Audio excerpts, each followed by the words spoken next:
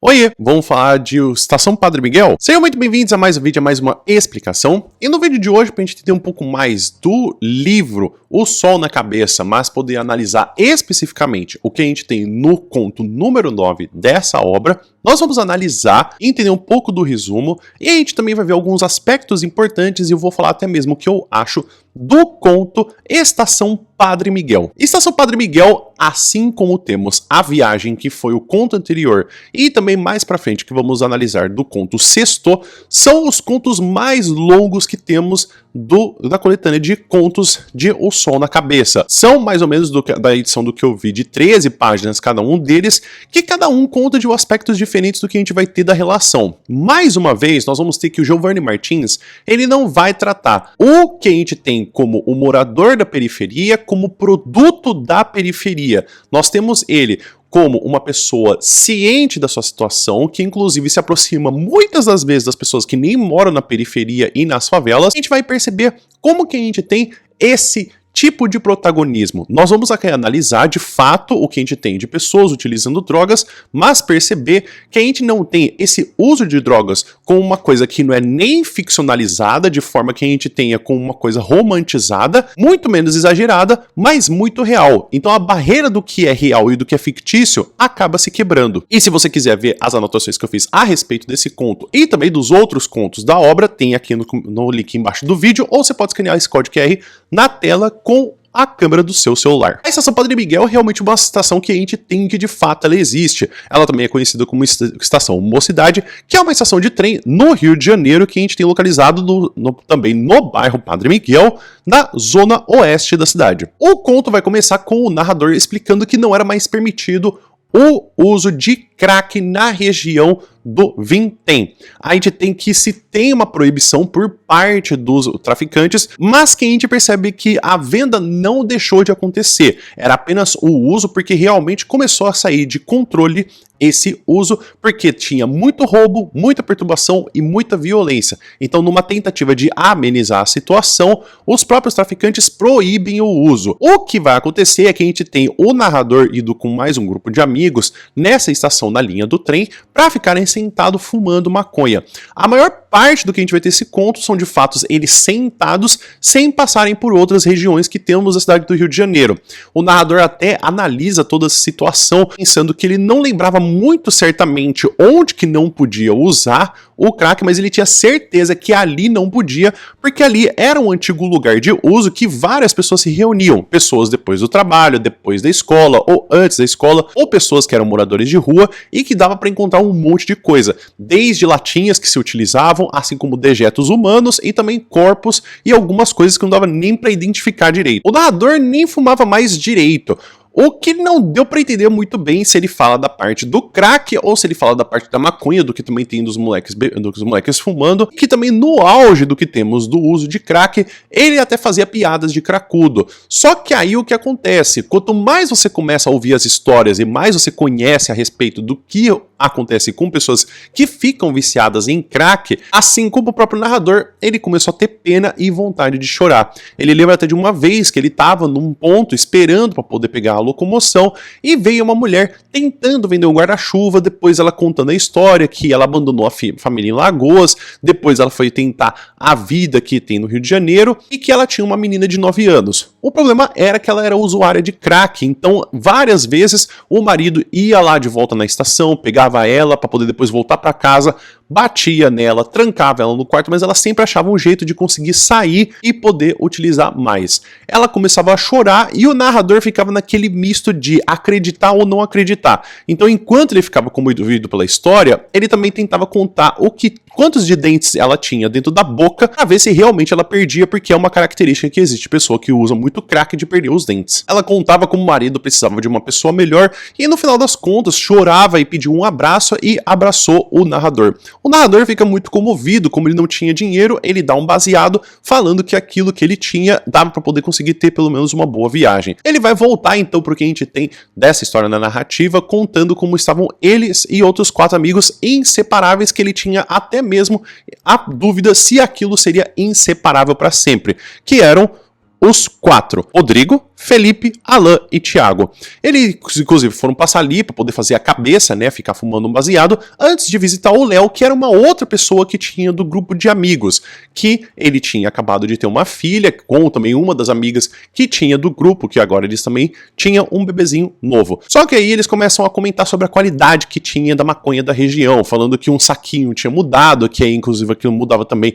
o gosto, a qualidade, falavam do cheiro de amônia e também do gosto que ficava, enquanto um deles apontava que o importante mesmo não era nem se tinha mudado a qualidade ou não, mas era que todo mundo ficasse de cara murcha e que realmente a onda batesse no final. Logicamente, por conta da qualidade da maconha, a maconha não dá nem 2 voltas esse grupo de 5 e eles precisam fazer outro baseado. O Felipe até comenta que era melhor investir em uma droga melhor, numa maconha melhor. E aí o narrador, como meio que percebendo aquela repetição do que sempre se fala, ele já sabia pra onde ia o papo, que tinha que inteirar 10, que ele sabia onde que vinha coisa boa, que aí todo mundo tinha que dar o dinheiro pra ele, só que cada um começava a dar uma desculpa, e aí eles vão comentar também que se as drogas parassem no Rio de Janeiro, a cidade não duraria uma semana, porque era aquilo que movia a cidade. O narrador, inclusive, adiciona que eram as drogas e o medo também. O que eles estão já fumando, começa uma dor de cabeça por conta da qualidade da maconha, e até mesmo o narrador pensa se não era melhor eles visitarem outro dia, porque apesar da Amanda ser também do bonde e fumar, não sabia se era a melhor coisa realmente um bando de cara chapado e visitar os filhos, até porque quando se nasce um filho, quando se tem um bebê, o casal pode até mudar. Ele tenta pensar se poderia fazer essa sugestão, mas ele fica quieto. O bonde começa até meio que começar a cantar catinguelê, só que aí volta o silêncio. E aí voltou esse silêncio que incomodava muito o narrador, que era um abismo para outra pessoa que não sabia como acessar o íntimo delas. Aí a gente vai ter esse retorno ao que eles estavam falando então anteriormente, dessa maconha que eles tinham que inteirar com 10 contos, uma tentativa de voltar à naturalidade, à normalidade do que eles tinham antes. Nessa contagem a gente vai ter que o Alan vai contar uma história que ele estava bem arrumado, que ele estava tentando fugir da polícia para não ficar parecendo que ele era da favela. Aí aparece uma cracuda, ficou olhando para ele de cima para baixo, tentando sensualizar e propôs que chupava o pau dele por R$5. Ele falou que não, e aí ela até propôs que ia dar de graça. E aí os moleques começam a dar risada da cara dele, chamando ele de galã das cracudinhas do jacaré. Ele até fala, lógico, mas é até uma vantagem quando elas não têm dente, porque fica até mais gostoso toda a situação. Ele tem também, lógico, um confrontamento de que se ele tivesse aceitado de graça, logo ela ia fazer um escândalo porque ela tinha cobrado R$5 e ela ia fazer um maior escarcel por conta dos 5 contos. Ele falou, lógico, eu sei disso. Só que eles estavam tão focados naquele apelido de galã das cracudinhas do jacaré que eles começaram a dar risada de novo. Até mesmo ele vai analisando um pouco essa situação de que tem do uso de drogas, até pensando se bateu, que era sempre mais fácil ver quando você estava de pé do que quando você estava sentado, que era mais ou menos o que eles estão passando ao longo de todo o conto. É uma coisa curiosa porque, apesar de muitos dos contos a gente vê uma dinâmica da cidade do Rio de Janeiro, esse é um dos únicos que a gente vê uma dinâmica de uma forma estacionada. Então, eles estão na estação Padre Miguel, eles estão ali na linha do trem, parados, sentados, e não há uma certa movimentação para eles irem para outros lugares. Tem sim uma intenção de eles irem até a casa da Amanda, mas eles não se mexem ao longo do conto. Se a gente for analisar rolezinho, que é de eles irem pra praia, que de fato eles vão até a praia, do conto Espiral, que de fato é ele perseguindo as pessoas e andando pela cidade, ou que a gente vai ver de roleta russa, dele saindo de casa com a arma, depois voltando pra casa, e a gente vê também nos outros contos, de O Caso da Borboleta, de ele saindo do quarto, indo pra cozinha, voltando pro quarto, quando a gente vê a história do Periquito do Macaco, que a gente vê de toda a situação da favela, assim como também em Primeiro Dia, que é ele indo para uma escola, o Rabisco, que é ele indo também para poder pichar, e por fim, a viagem, que não precisa nem explicar que ele foi para uma outra cidade, aqui a gente tem uma forma estacionada, é uma forma de movimentação mais emocional, de fato, com o que se fala e que se comenta das drogas, mas não que eles saem para algum lugar. Daí, a gente vai ter que, após essa análise do que eles estão pensando, que eles estão passando mal, ele até começa a ter uma bad. Uma bad é quando você começa a ficar muito neurótico quando você utiliza as drogas, e aí ele fala que ele até zoava os outros amigos, falando que quando batia a onda, era uma coisa que você tinha que aceitar, e não existia sentir uma bad vibe. E aí, sempre as outras pessoas falavam que um dia ia chegar o momento dele, e chegou aquele momento e ele tentou segurar pra ele não ficar passando mal. Ele tinha até um desejo de levantar dali, sair andando para que ele acabasse com tudo aquilo, mas ele ficou e ele aguentou a bad vibe. E ele ficou até achando curioso e até achando estranho, e depois achou triste, e mesmo com ele sofrendo sofrendo a bad vibe, ninguém percebeu o que ele estava sentindo. E que realmente ele tinha até uma neurose antigamente, de quando ele usava maconha, de que as pessoas estavam vigiando ele, que estavam prestando atenção nele, principalmente quando ele estava sobre o uso e também sobre a influência. Só que ele falou que ao longo do tempo ele percebeu que as pessoas não estão preocupadas com isso. E até como uma parte de citação do livro, que a gente tem que nossa dor, nosso vício, nosso vexame é tudo muito distante dos outros. Quando passaram esse baseado que já era o último, a gente tem até mesmo esse pensamento do narrador se valia a pena todo esse trampo que eles tinham, de fugir da polícia, achar maconha, comprar maconha e depois ficar passando essa dor de cabeça que eles sempre tinham, mas ele falou que os momentos com os amigos realmente valiam a pena essa felicidade. Aparece um amigo do Rodrigo que falava meio gago, perguntando se tinha folha de caderno para poder fazer o baseado. Eles até poderiam juntar e fazer 2 baseados também do que o pouquinho que eles tinham com o outro, e o narrador até tentou falar para não fazerem aquilo, mas ele sabia que não ia ser ouvido, ia ser só mais uns 10 minutos que eles iam ficar ali para depois irem embora. Nisso eles também percebem que tem uma mulher fumando crack numa lata de Guaravita ali perto, não tocam nela e o narrador fica pensando como que realmente o crack tomou conta da cidade. Nisso aparecem 2 pessoas numa moto, que é o pesadelo de qualquer pessoa, porque se é uma coisa mais perigosa do que uma pessoa de moto, são 2 pessoas em uma moto. Aí eles vão apontar, né, o passageiro tá com uma AK-47 e o motorista tá andando com a moto, e quando já percebeu, tava todo mundo na parede com o cara apontando o cano da AK-47 falando se eles estavam malucos, que eles não sabiam se podia fumar crack ali, falando que não podia, e já perguntando quem que ia ser o primeiro pra tomar tiro. E de uma forma muito curiosa, o motorista ainda levantou a camiseta pra poder mostrar uma pistola, o narrador falando, claro, porque realmente aquela AK-47 não era o suficiente pra intimidar medo neles, e realmente aquela pistola era necessário de se mostrar. Eles vão meio que sendo intimidados, a moça que tá ali fumando o crack, inclusive fala, mas tenha piedade porque eu tô grávida, e o cara fala, bom, se você quisesse o filho vivo, você não tava fumando crack. No que ele tá ali parado, cada um mostrando a arma, e ele vendo todo mundo que tava com uma cara apavorada pensando o que aconteceria se eles deixassem de viver naquele momento, ele conecta algumas ideias. Ele ouve um pagode tocando perto do bar que eles tinham ouvido também quando eles ainda estavam fumando maconha. E aí ele percebeu, o que ele queria era causar um apavoro em cima deles, porque se ele desse uma rajada de AK-47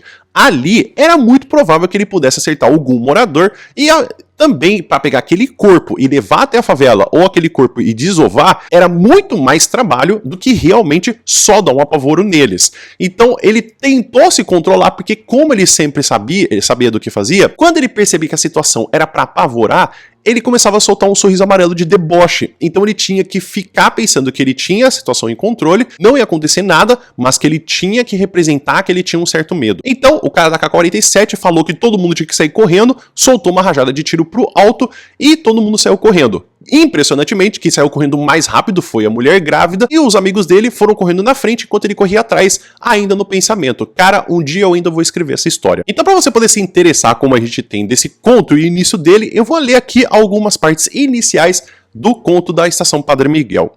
Na época, estava proibido fumar crack na Vintém. As coisas tinham fugido do controle. Muito roubo, briga, perturbação. Crack é foda. O que traz dinheiro traz de problema para quem trabalha na boca. Para o morador é ainda pior, porque aí é só perrengue, vergonha, preocupação. Uma coisa era certa, parar de vender, os traficantes não iam. Já estavam acostumados demais com os lucros da pedra. A saída que encontraram foi criar essa lei proibindo o consumo dentro da comunidade. Para falar a verdade, não lembro com certeza se a ordem valia para toda a favela ou apenas para a linha do trem, onde a parada era mais frenética. Na linha, tenho certeza estava proibido. Tanto que quando chegamos, não tinha uma alma viva por lá. Da Cracolândia só restava o lixo e o cheiro. Copos de Guaravita, pedaços de roupas, filtros de cigarro, merda urbana e isqueiros sem gás. Sentamos em cima dos trilhos, onde era sempre mais limpo do que as encostas do muro, que cerca toda a linha do trem até chegar na estação. A noite tinha acabado de cair, e quando o consumo era liberado, era esse o horário de pico. Juntava gente que saía do trabalho, da escola, os que desciam do trem e os que acampavam pela favela. A noite protegia os que tinham medo de explanar o vício. Quando escurecia, na linha do trem, ninguém tinha mais nome nem rosto para quem passasse de fora. Era tudo um único monte de viciado. Não costumava mais fumar ali. Além do cheiro e da sujeira, com o tempo daquela reunião de gente desesperada por pedra, começou a me fazer mal. Só marcava quando precisava pegar o trem para algum lugar. Dava 1, 2 rapidinho e subia a estação. É engraçado, porque no auge do crack pelas ruas de Bangu, assim como todo mundo, eu ria da piada de cracudo, fazia piada de cracudo, mas a verdade é que, nas vezes que me demorava demais a Cracolândia, começava a imaginar as histórias daquelas pessoas antes da pedra e sentia vontade de chorar. Então eu acho que perceber esse conto como uma parte do que a gente tem de que é difícil a gente sempre tirar o que a gente tem da identificação do problema com o indivíduo. Muitas das vezes a gente tem que problemas políticos e problemas sociais a gente associa com pessoas e não com problemas de situação. A gente sempre projeta no outro como se o outro fosse o problema e não como se ele fosse alguém que está sofrendo com essa situação. A gente já percebe isso em muitos outros contos do que a gente tem o Giovanni Martins. Ele traça mais ou menos isso em Rolezinho, que ele fala que o problema do que a gente tem desse uso de drogas e da violência do que a gente tem, assim como também a gente analisa isso em Espiral, e depois vamos ver um pouco mais pra frente em outros contos, que é botar a culpa em cima de pessoas, que as pessoas são os problemas, e não que o problema está afetando as pessoas. Quem sofre mais, assim como é colocado no conto, é o morador. Tudo bem, a gente tem também os usuários ali, mas é como colocar o problema sendo pessoal. A pessoa, ela se desumaniza e se cria dentro dessas pessoas o problema. Eu acho que o contexto histórico é um pouco difícil de eu realmente apontar. Se eu fosse apostar em alguma coisa, eu talvez diria em 2012, durante o governo da Dilma, que a gente tem a intensificação do combate ao uso do crack e inclusive o estabelecimento da proibição do crack. Só que é meio difícil, porque no Rio de Janeiro, assim como também na cidade de São Paulo, nós temos muitas formações de Cracolândia e assim como também a gente vai ter desse problema do governo também tentando fazer essa guerra às drogas. Então eu acho que realmente o contexto histórico é algo que a gente pode pensar mais ou menos nesse finalzinho de século XX com começo de século XXI, porque a gente sempre tem essa intensificação do combate às drogas, também com o problema do crack, que a gente talvez faça com que de fato o contexto histórico é uma coisa mais contemporânea, mas talvez traçar um ponto certo de quando acontece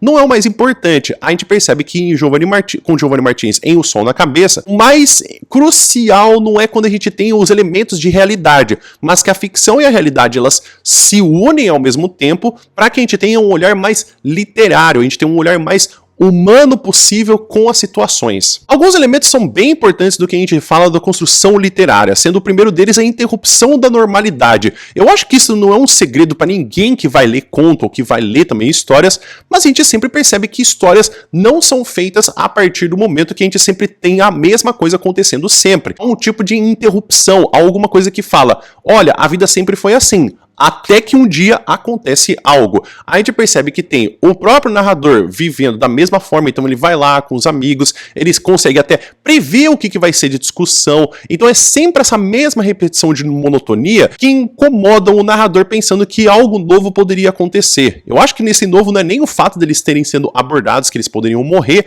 mas é essa coisa de que a literatura e as histórias se movem a partir de momentos que a normalidade foi interrompida. Assim como também temos o sentimento de ser diferente. Então isso é uma coisa muito normal de muitos protagonistas quando se escreve, que é esse sentimento de que eles são diferentes, eles têm alguma coisa diferente, mas eles não sabem explicar exatamente o que. Então o protagonista é sempre levado para isso, sendo que ele conhece ou não conhece, mas também esse desejo que ele fala, de que ele quer escrever essa história, que é uma das coisas mais essenciais do ser humano, que é o fato da oralidade, é passar a história adiante. Algumas construções também são importantes do que a gente vê desse conto, como por exemplo o sofrimento do morador, porque assim como a gente pode perceber, quando a gente fala da periferia, nós não temos os moradores da periferia sendo partes que estão sendo intensificadas com os problemas. Não é porque eles moram na periferia que aí eles fazem parte da periferia e também eles são os problemas, mas que a gente tem que, pelo problema que temos do tráfico, a gente vai ter os moradores sofrendo e aí a gente vai ter que a favela continua tendo os traficantes vendendo porque eles não iam parar. Eles tentam controlar, mas quem sofre é o morador. Não é o viciado ou se não os negócios deles. Assim como também a gente tem numa parte mais real, afastada do que a gente tem desse conto, como a tentativa do governo de controlar essa situação e usar de violência e deixar esse pessoal afastado da Cracolândia dos centros urbanos. Então a gente percebe que temos sim uma relação com o que a gente fala de realidade e ficção, apesar apesar de não apreciar esse quesito do policial, quando a gente fala da situação de drogas ilícitas, realmente a gente tem esse combate às drogas de um problema que é quem sofre no final das contas não é nem as pessoas que estão participando do tráfico, muitas vezes, lógico que sim, elas sofrem, ou se não a polícia que também sofre, mas quem sofre mais ainda porque não ganha em nada nessa situação são os moradores da periferia. E por mais uma vez, assim como eu falei também, da culpa do indivíduo. A gente percebe que quando a gente fala disso, né, quando a gente fala, por exemplo, do cracudo, assim como colocou ele mesmo também no conto, o próprio narrador, ele dá a risada da piada de cracudo porque para ele é tudo muito distante, é como se aquilo fosse uma imagem. Quando ele se humaniza, quando ele ouve as histórias, ele percebe que o problema que existe ali é uma coisa muito mais complexa, não é uma coisa simples de realmente foi apenas lá usar uma droga e pronto, aquilo é a pessoa. Não, as pessoas têm histórias, as pessoas elas têm humanidade. Lógico que também tem a coisa de que não é simplesmente uma opção, é uma coisa de que fica tão viciado que não tem nada que impeça a pessoa, como a gente viu a grávida também correndo no final do conto. Então, esse sentimento de você colocar a culpa no indivíduo, que faz com que a gente não resolva o problema, faz com que a gente perceba que sim, a gente precisa também, quando a gente fala dessa situação de drogas, pensar não só em uma questão de segurança, mas uma questão de saúde, porque esse uso de drogas realmente faz com que a gente perca pessoas que poderiam ser valiosas na sociedade, no sentido, por exemplo, econômico ou de direitos. E aí você pode falar o que você bem entender, mas você falar de simplesmente de proibir o uso de venda de drogas, bom, a gente já tem essas drogas sendo proibidas, a gente precisa também abraçar e acolher essas pessoas. Eu acho que é tão importante essa perspectiva do que a gente tem do sofrimento do narrador, mas como Giovanni Martins coloca a posição do narrador em relação à periferia, como a gente analisa no artigo de A Representação da Favela nos Contos de O Sol na Cabeça de Giovanni Martins, por André Nathan Melo Boton, que é como a gente tem essa relação entre narrador e periferia, como não que a periferia está por cima do narrador, mas essa denúncia, essa visão sobre a favela, de um sentido de que eles são participantes ativos e que eles mostram essa denúncia social. É muito importante perceber que por muitas vezes a gente tem a avaliação e a análise das favelas por pessoas fora da favela, fora da convivência, e que aí tem essa visão que fala de como que deveriam ser as coisas e como que poderia melhorar. É aí que tá o problema. O Giovanni Martins, ele foi morador, ele sabe do que tá acontecendo, ele vivenciou isso. A crítica que ele faz é de uma pessoa que conhece o sistema, não é de uma pessoa que nunca morou e aí tenta ir lá e falar como que deveriam ser as coisas. É uma visão do que a gente tem de analisar não só poeticamente, mas socialmente os problemas que acontecem na periferia. Ter essa visão crítica, ter essa análise social é importante para que a gente não tenha que esses olhos preconceituosos coloquem rótulos e apenas coloquem problemas, e mesmo quando a gente conheça pessoas, olhem para as pessoas e pensam que elas são problemas, a gente desumaniza elas. É aí que tá. Esse é o grande ponto do que a gente tem do brilhantismo do Giovanni Martins, que é colocar pessoas ali, é colocar que sim, tem um problema, mas o problema não são as pessoas, são problemas muito mais complexos. E pior, as pessoas que deveriam estar olhando de uma forma menos preconceituosa, que são as pessoas que moram fora da favela e querem achar soluções, são as pessoas mais preconceituosas. Agora, o que eu achei desse conto? Eu acho que a dinâmica desse conto e a construção desse conto, ela se torna muito mais chamativa e apelativa para a gente poder ver coisas da realidade. Eu acho que é um assunto muito interessante da gente analisar quando a gente fala do como o uso de drogas, o vício, atrapalha